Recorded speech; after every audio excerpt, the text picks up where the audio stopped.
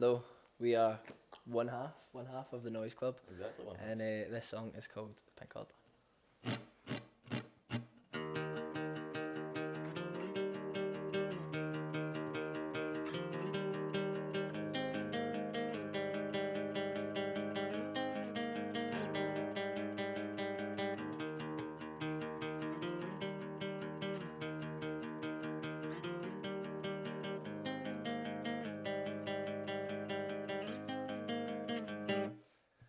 The idea of who I am is quite unneeded. My family opinions, you can't be persuaded to truly see, Being different is not accepted. Being normal is all that's expected from me and from me. And I don't think I can any part of who I am. It wasn't what they wanted from me. They wanted from me.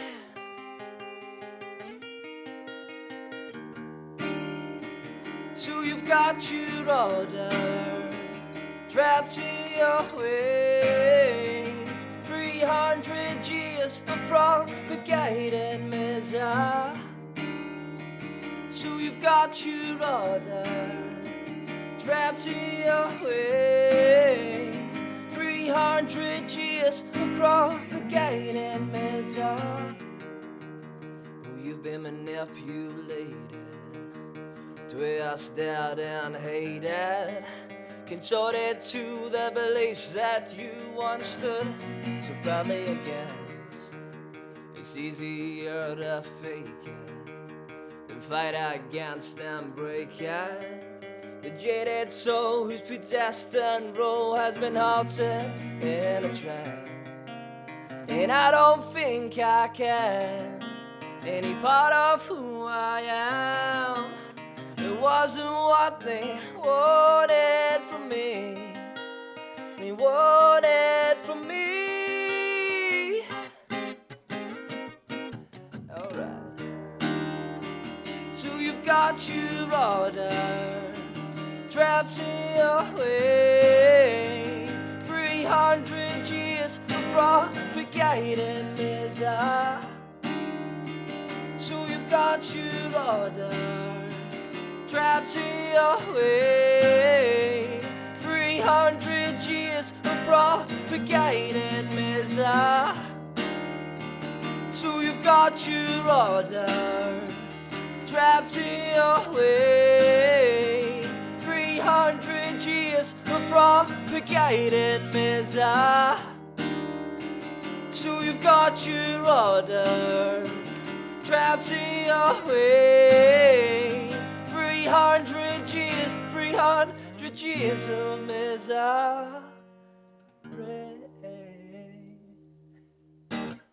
Very nice. Pink Order's just more than anything else. That was for me kind of when you grow up in a kind of surrounding that you're not being accepted in. It can happen, especially in like the west coast of Scotland or in Scotland in general. Everyone has very strong views, politically, religious, etc. And for me, it was just kind of growing up and seeing that and seeing how the family and the surroundings people can grow up in can just be really not accepting of where they are more than anything else. So it's just kind of I look at that and a couple of lyrics about that more than anything. So that's as insightful as we can be about our songs. That was the first one we wrote. That was we wrote that when both of our old bands were still going. Yep. Aye, so I think it was just kind of putting stuff together more than anything kind of else. the tail end. And then when we thought we started the band up, we're like, do you know what, we've not wrote anything, so let's just use that. And we just built off it, and then we're doing alright, we're getting there, slowly but surely. I mean, we only started to play one gig. It was, our mate Peter was moving to Australia, and he was like, right, I want to put on a final show. Peter used to play in a bunch of bands back in the day, not even that long ago. He had a solo project called Quinny. It was brilliant, man. Really good songs. That Read All the Rumours EP is brilliant. Christmas Girl, man, what a song. Let's just scream What that. a song. Absolutely scream that song. So he was moving to Australia. He was like, right, I'd love you to play a couple of tunes. We're like, right, get the boys, we'll bash a couple of tunes. Then the week before it was due, we all went into lockdown. So, So 2 years of my life I'll never get back. I've had a pretty good couple of years, man. I've not. I mean, I've been getting paid throughout, man, so I've just been that first 3 months just sat in the house playing video games like that. I think everyone's had a topsy-turvy time, but we from the ashes of lockdown. There you go, from the ashes. like a really, really shit Phoenix. That really, really shitty Phoenix, man. But yeah, that's kind of where we're at now, and then we're playing songs acoustically, which I thought we'd never do either. So Yeah. there you go. No, we wrote Pink Gordon. Did we write Pink Gordon acoustic? I've not got a clue. No, we wrote that on. That was written on my Telecaster. Nice. Yeah. I forgot all about that. But That's when I had the big amp in the living room. oh shit, It was yeah. loud as fuck, man. Yeah, that's it. Yeah, we're just riffing now, guys. Sorry.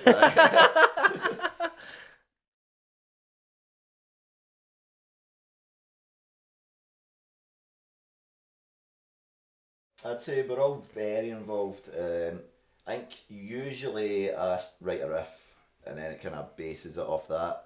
But Tre Cartista, which was our last single we just released, we wrote that just kind of, it was very spontaneous. Yeah, wasn't it? 100%, man. That was written like an hour. that was the first one where even with the lyrics of it, we were all kind of Just firing in. yeah, man, firing ideas, because usually what happens is, pardon me, is you'll come in with a riff anything, and then like Johnny and Tone like that outstanding at what they do, and then usually just start jamming something out, and I'll just start just singing absolute nonsense to it, and it right, and then I'll then go away and I'll just put lyrics towards it, and then bring it back to the guys, and then we'll all just start picking it apart and changing it, and I think especially I know what a lot of folk are like when they do something, oh that's how it should be, but with us it's the complete opposite. It's the case of we're critical of each other. Yeah. It's when we're writing stuff, like Dan has very openly said, Very Milroy, that's some of the worst stuff I've ever heard in my life. Cool. So it's then we just start changing up. So it's a good way to be more than anything else. Yeah. I feel we get the best out of each other, and we're quite fond of slagging each other as well, which also helps with it too. No, it's a very it's a good environment to write in. I think there's never any wrong answers, but if there is wrong answers, No, you they'll tell know me. them.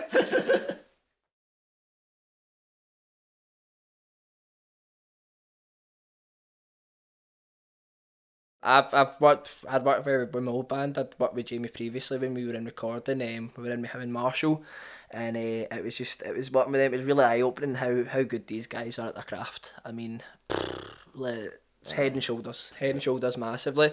And I'd always wanted to get back in with Jamie, and even get back in with Marshall probably in the future as well. And then Johnny, I remember I met Johnny when my old band did one of the I think it's one of the early Club Sabbath nights. And I'd already been a fan of Baby Strange as well, so I'd always said to him drunkenly many a time, I was like, I just want to work with you, mate. let's do some music. And then when kind of the opportunity came around to get in with them, it was great, and it really helped bring us to a different level of the writing. They just add in, it's like someone from looking outside the box, you know what I mean? Aye. They can see stuff that we don't see. It was all, to be fair, it was all quite very subtle things that they added, but like Ear candy. ear candy. Ear Exactly, candy. Ear candy. It was kind of like just that wee right. Stop there. Let's just have that bit playing. Or like, here, why don't you? I think it was Erlani changed the bass line, the verses when it was Yeah. as opposed to ascending, it was descending. Yeah, 100%. It was constant. It was just wee subtle tweaks, man. But it was like, fucking. And it's stuff shit. that they hear that we don't, and I think sometimes it's just due to when you, especially when you go in with producers, when you write a song and when you play it that many times, that's just how it is, that's how you hear it. But then if you get someone that's as good as they are, they'll hear the things that you won't hear at all, or you just don't want to hear sometimes because you just want to play it that same way more than anything else. And they say, right, try that, and then sometimes you're a wee bit reluctant, no, this is how it is. But then the guys are really good at bringing you down to a different idea of thinking, a different idea of writing, and making it sound a different way. And I think that's really happy with the 2 tracks we've done with them already, and hopefully be back in with them again. Very class to be in Castle of Doom as well, man. I bagging. fucking love Mogwai so much. I think I'm pretty sure, don't quote me on this, I think The Hawk is Howling was done now, which is that's one of Jim Morrison, I'm Dead and all that. That's one of my favourite Mogwai albums. I think it's the one most people dislike. Nice. But, That's very you, being mate. the That's most very on contrarian brand, bastard man. I'm like, love it, man. Very on brand. But aye, it was great. I'm going to blow up your school. What a name for a song, man. But I just great working with them, and great getting a cast with them too. Aye, very cool.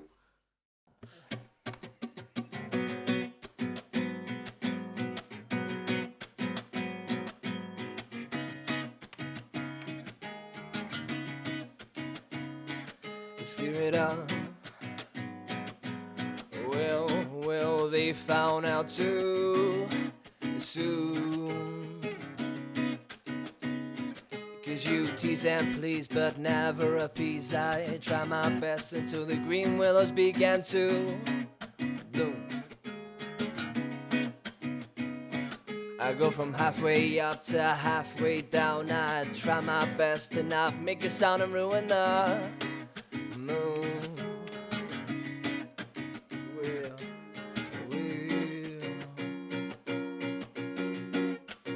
There's no more figuring out.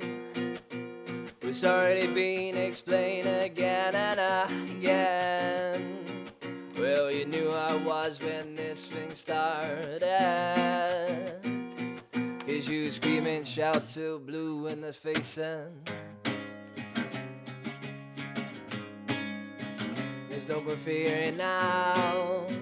This time, I'll get it next time. No, I won't go changing for anyone. The faith I believe in. Let's get it out. Well, they found out too soon. I try my best to figure it out till the green willows they began to bloom. Well, I'll go from halfway up to halfway down. I try my best to not make it sound and ruin the. There's no more fearing now. It's already been explained again and again. Well, you knew I was when this all started. 'Cause you scream and shout till blue in the face, and there's no more fearing now. This time, I'll get it next time. No, I won't go changing for anyone. The faith I believe in.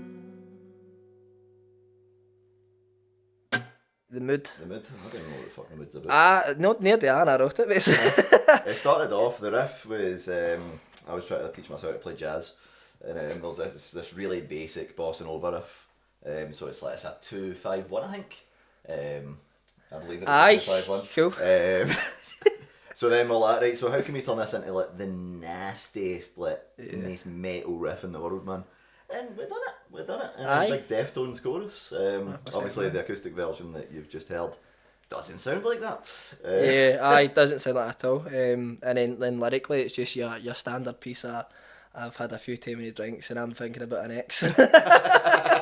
That's just your standard lyrics. It's carbon copy of anything else that's been wrote about heartbreak. But just for those ones, few too many drinks, and I'm going to write a song about this. Do you know what a carbon copy is? Not a clue, mate. See when you're doing a receipt, see the wee mad blue thing? Is that? That's a carbon copy, Right, man, okay. There you go, even I'm finding new things. Facts. Thanks Dan.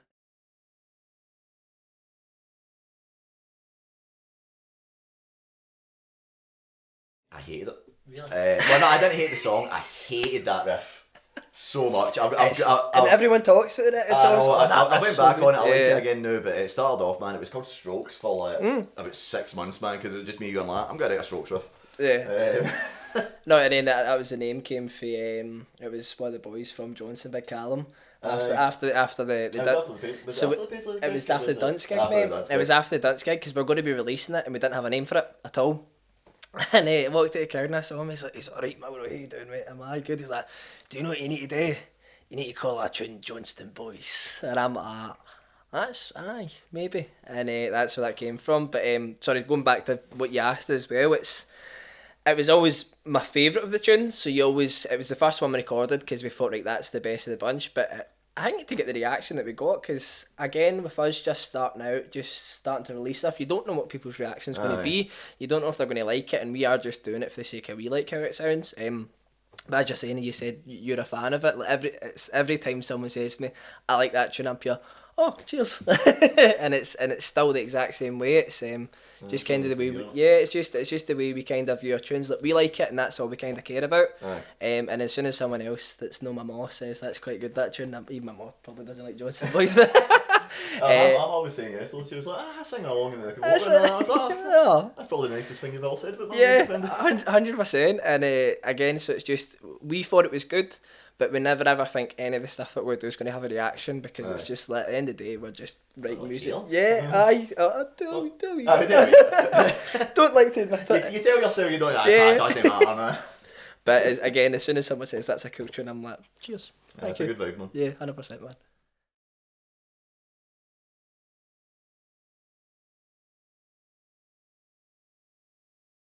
Yeah, 100%. So I will. You're for Paisley, but I'm for Johnson myself. So it was it's one of the ones that's, when it came to just writing the lyrics for it, it was just mainly thinking about what it was like, just kind of growing up yourself when you're a wee guy more than anything else. You've got no idea of who you're hanging about with, or you're just basically copying everyone else you're out with.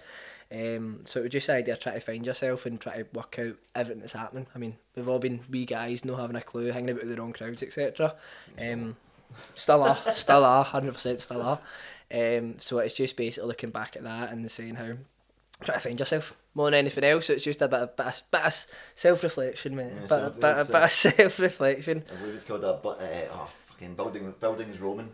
I don't have a clue what that means. That is in a buildings Roman is it's a coming of age story.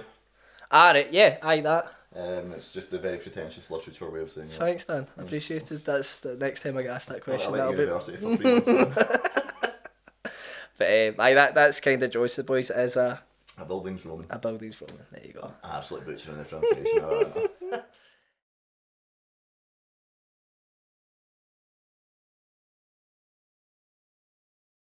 I've been really looked after. I mean, we've only put 5 or 6 gigs we've done now. 5 gigs, and nearly every single one of them, it's been supporting one of our pals that we've either gigged with previously or we go along to their gigs, and we would never.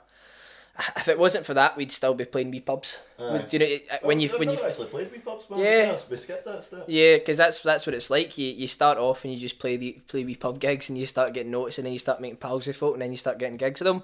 Realise instantly, first gig playing No Remorse sold out, supporting the Boys Who Dance, and then everything after that, it's mainly been down to the scene.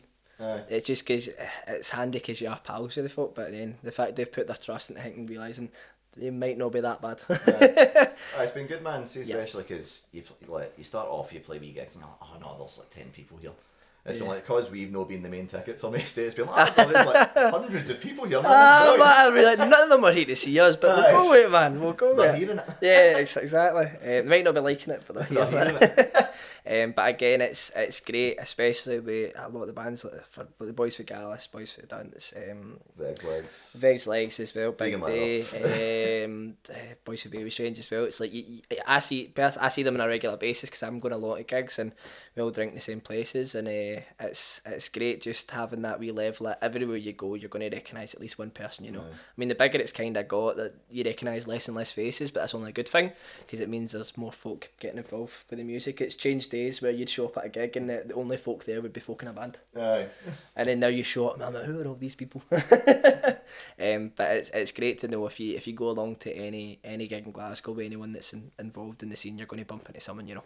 And it's a nice feeling. Even if you don't know the man, you'll still get a chat. You still get a chat at them, man. 100%.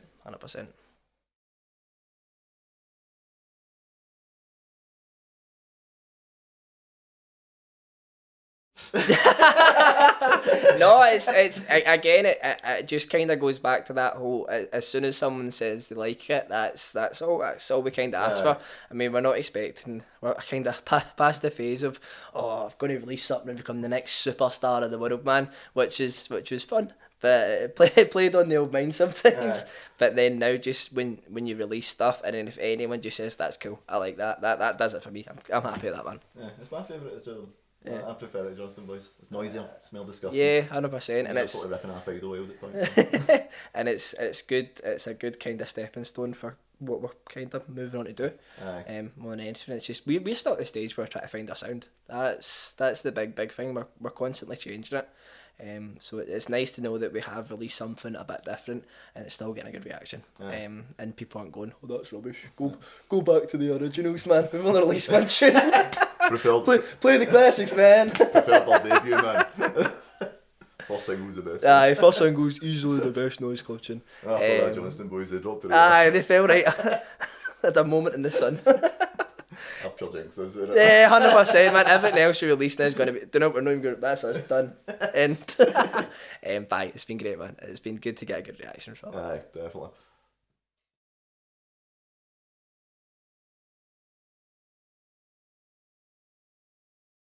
Do you know what? If you asked us this question a couple of months ago, we get this, we get that. Aye. I mean, right now it's. I think personally, because we were originally just going to just do one gig, and it's everything after. Just that's happened. We're kind of just, we're not angling to just go and start doing loads of stuff. We are just going to start taking our time a wee bit with it. We've had a good bit of fun playing the gigs we're playing, and we're just going to concentrate on getting writing stuff and getting probably back in May back in recording, getting more stuff. I'd say more ideal for it. But if you contact us on the Noise Club mgmt@gmail.com and give me offers, we would not send it. We will play any gig. Just give us beer and we will play. And money. I'm the working for free here, man. I will. But aye, so there's not a lot of major stuff coming up, but it's just kind of I think as well, like in the musical direction, we're kind of. If the live shows are getting a wee bit, I know myself, I'm getting a bit more shouty because I don't blow out my vocal cords every time I try and shout something now. Because you don't smoke fags. Like I don't smoke cigarettes, even though after this interview I'm going for it. Yeah, absolutely. But aye, it's nice to be going a different direction. It's nice to kind of take a wee step back as well, because it's too often you get pure caught up in it. Aye. And we're making sure that we don't.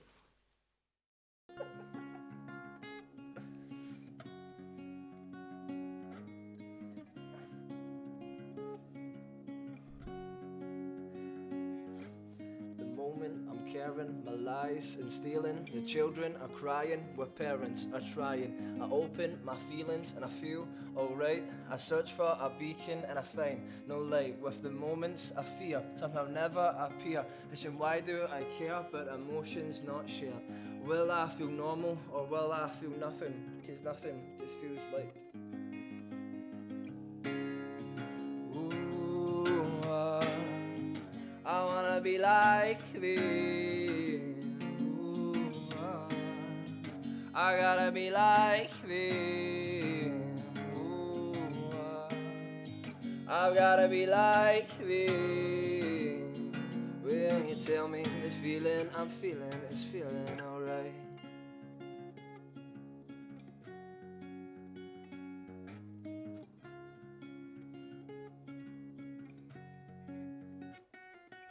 My reflections indulgent of those who taught me the pros that made me in cons that haunt me. I'm trying my best to be my own person, tried back by the facts that often worsen my perspective of life and what I'm becoming. His perspective of life is unbecoming. With nothing to grasp and nothing to become, it's a constant and it feels like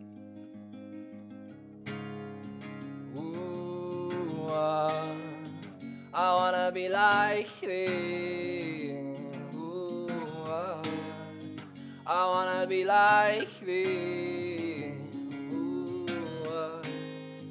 I've gotta be like this.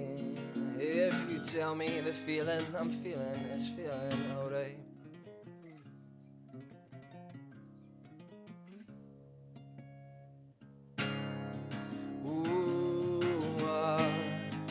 I gotta be like this. I wanna be like them. I've gotta be like this. I wanna be like them. I've gotta be like this. I wanna be like If you tell me the feeling, or am I just dreaming? I just wanna feel